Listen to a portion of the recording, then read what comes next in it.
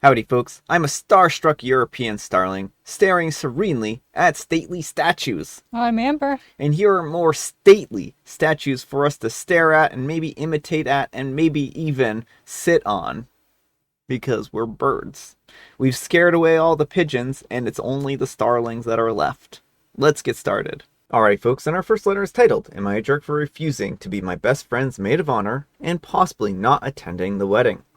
My best friend, we'll call her C, a 32-year-old female, and I, a 32-year-old female, have been best friends since college, going on about 14 years now. This morning, she informed me that she is getting married to a man that she met 2 weeks ago. The wedding is scheduled for 2 weeks from now, when they will have known each other for a month total. I have never met this man, and neither have her parents or any of her siblings. They also plan to conceive as soon as possible after the wedding. Only 2 or 3 of the days of the 2 weeks that they have known each other have they actually seen each other in person. I advise that for her best friend, it's my job to tell her when I think she's making a mistake. I begged her to give it some more time before she married him, because if he is really the right person, it won't change between now and 6 months to a year from now. I told her that she has no idea what he will be like as a partner after only 2 weeks. She doesn't know anything about his finances, his decision making, how he would support her emotionally, etc., etc. She is refusing to listen and insists on going through with the wedding. I told her that I cannot stand next to her as her maid of honor during a wedding that I don't support. I might be the jerk because she really wants me to be there. I'm really close with her family as well. So if they support this, which I doubt they will, but she hasn't even told them yet, they will want me there as well. She's a grown adult and I can't tell her what to do, but I can't stand there and watch her do this. Am I the jerk for refusing to be a maid of honor? And will I be the jerk for not attending the wedding at all? Alright folks, what do you think? Jerk or not the jerk? I don't think OP is the jerk, and I think that she's been put in an impossible situation right here. Like, it's clear to everyone that there is probably something shady going on. Like, it's been 2 weeks. They've seen each other 2 or 3 times in person. Like, this all feels very rushed. And so I think OP's right to be wary and to talk up to the friend about it. But the question becomes how to best support the friend during this. Because my big concern is this guy is, using her in one way or another. And if he has abusive tendencies, he might try and isolate her. And if OP, backs away from the friend, has nothing to do with the wedding, that might be a good incentive to cut her off entirely. So I don't know if there's a good answer, but I would say proceed with caution. So I think this is a difficult situation and it's a little tricky. It's really hard to know anything at all about this person and the dynamics of the relationship given that they've known each other for 2 weeks. Why are they so ready to rush out and get married? That's a really weird thing to do. I'm not saying that relationships that have started out as 2 weeks or people getting married after 2 weeks, relationships never work out. Maybe sometimes they do. But I think that OP has a lot of concerns that are valid, and it's good to raise them. Now, he could be the perfect guy, and maybe they're just right for each other, but that's not going to change again after 6 months. And maybe she just has baby fever and wants to settle down and have, kids immediately, which is kind of what it sounds like. Maybe this is just a matter of she just really wants kids right now. And that might be a mistake. If you're not well prepared in life and you don't have a good foundation, then rushing out and having kids immediately might make your life more difficult and might make your life less satisfying. And also might put your children in a precarious situation where they rely on you so heavily, and if you're not able to provide for them because you made poor decisions. And that's again not to say that this relationship is doomed to fail. I don't know. But it is also a good way to trap someone, Yeah. because again, she doesn't even know his finances. I don't know what kind of finances she has, but if she makes decent money, he might be wanting her for money or any number of reasons. Yeah, I think it's really just impossible to speculate the reasons why that they could be getting hitched so soon.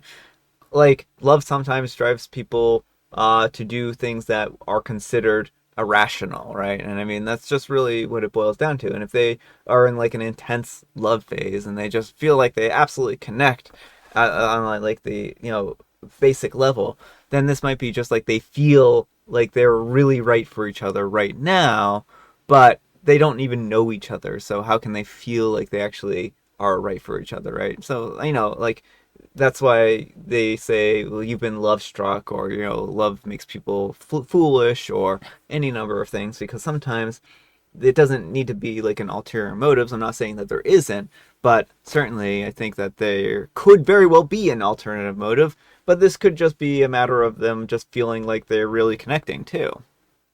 I don't know what the answer is. Yeah, I mean, I think kind of the advice I would give OP is like, OP, you said your piece, like, and that's good. That was important. And make sure to let her know, whether you go to the wedding or not, that your door is always open for her. Mm-hmm. And just so that if things do go badly, she knows she has someone to turn to. And it might be worth talking to the rest of her family once she tells them, and like other people who are close to her, to try and find some way to support Mm-hmm. her without necessarily supporting the union. Yeah. And I mean, again, like, I think the important thing is that if this turns out to be an abusive situation, that you don't want to isolate her or have her isolated through her actions here, because that's kind of the game plan for an abusive situation, is for them to isolate. So I think that being there for her and supporting her is a really great idea. But let me know what you folks think. So anyhow, take care and good luck. And Travana Ice says, info, why are they in such a hurry to get married? Are there any religious reasons? As they're not allowed to see each other or be intimate before marriage. Is it because of a visa thing? It sounds really shady. Is this something that your friend usually does? Is it possible that she already is pregnant and doesn't want her family to find out? So they tell you that they want to start conceive right away, so no one gets suspicious when they have a baby only at 8 months after the wedding. And OP replies, she's Christian, but she has had longer term relationships before this and lived with someone before marriage. There's no visa thing, as we are all from the same country.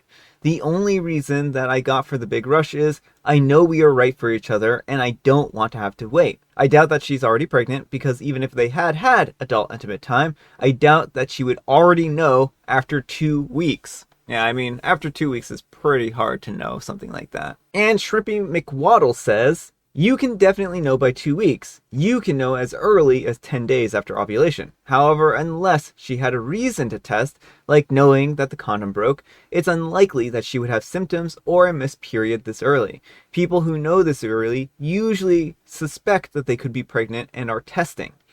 Has she had a lot of baby fever lately? Is anyone else in her circle pregnant? Maybe she's not pregnant yet, but desperately wants a baby, so she is rushing things. And OP replies, that was my suspicion too. She's been dying to be a mom ever since I've known her. I told her that I think her desire to have a baby is clouding her judgment. She denied that. And Tiny Franz says, is she from money? Is he? And OP replies, nope, in our country, I would say medium income. Not destitute, but earning a decent living. Enough to afford housing and living expenses comfortably. Alright folks, and our next letter is titled, I'm a 24-year-old female and I discovered that a 24-year-old male partner lied to me about his parents being dead, and I don't know what to do. How do I approach this? I'm not even sure where to begin, because there are so many moving parts of this. Please bear with me. I'm a 24-year-old female and I met my partner, a 24-year-old male, in February of last year in a college class. We instantly connected, and one of the main things that we connected on was my work in child welfare. He had told me that he spent a lot of time in foster care, as his mother and father both passed away when he was a baby, and it was one of the first things that we deeply talked about together. Over the months, we never really established that we were in a relationship, but now we are at a point where we call each other our partner, and are seeing each other exclusively. However, it has always felt like something was holding us back from becoming official, and I think it's because he lied to me about his family being dead. Basically, a few months into us going out, I started to notice some gaps in the things that he would tell me. Names of family members, details of his childhood, etc. And he was very, very weird with social media. One day I went to look him up on Facebook and I couldn't find his profile. This was a bit odd, as I remember that I looked him up a while back and I was able to find him. So I had my friend look him up and they found him with no problem. We believe that he blocked me because on his page and tagged posts, he was interacting with people who have the same last name as him, and had posted about him being the younger brother, and one woman posting how she was a proud mother of him. Now, this would check out if he had a foster family, but he asserted time and time again that he never had a foster family, and still has his biological father's last name. Now, this is where things get weird. He told me that his middle name was the first name of his dad, and that he was told that he looked exactly like his dad when he was younger. On Facebook, we found a guy with his middle name as his first name with the same last name, and this guy looked exactly like my partner and had pictures of him on his page. After some more searching, we found a public record that showed that he lived with this older guy and the older woman, who we are now certain are his parents. The worst part is that we were in the car one day and his phone was connected to the Bluetooth, and he had an incoming call one day and the screen name was Dad. I pretended that I hadn't seen it because I just froze in confusion, and since then I have been struck what to do about it. Now, there's a lot more that we found. But the main thing here is I found a lot that shows that he lied to me about these really huge things. I tried easing the waters recently and asked why I couldn't find him on Facebook, and he made the comment along the lines of, "What would I have on social media that I would be nervous of you finding?" Followed by another comment the next day where he asked me, "What did you find online when you looked me up?" I just really don't know what to do. I don't even know how to approach him with this, or if I even should. I'm starting to think that I love this person, even despite this lie. And it's all just been eating at me. Alright folks, what do you think of this one? What advice do we have for OP here? I mean, I just don't see a very good resolution to this, unfortunately. Like, that's a pretty big thing to lie about. And I know sometimes people will get flustered and, like, say things that aren't true because they're just, like, trying to put something together. But to cling to that lie for so long, like, that's the best case scenario, is he just got really flustered and he was like, this cute girl is talking to me. I've got to find some way to connect to her. Oh yeah, my parents are dead. And he never expected it to get far, and now he's buried in deep. Yeah, I mean, it could very well be just one of those kind of situations where he lied once and because he didn't know what to do, and this is just kind of like a comedy of errors. He could also be a compulsive liar, and I think that that's a really important thing for OP to consider here, is what kind of individual is she dealing with? He's been willing to lie to her through everything here, so if he's a compulsive liar, she has to ask herself, does she even trust him? Or will she ever be able to trust him? Well, that's the thing, is like, no matter what, even best case scenario, like, he still hasn't come forward with the truth.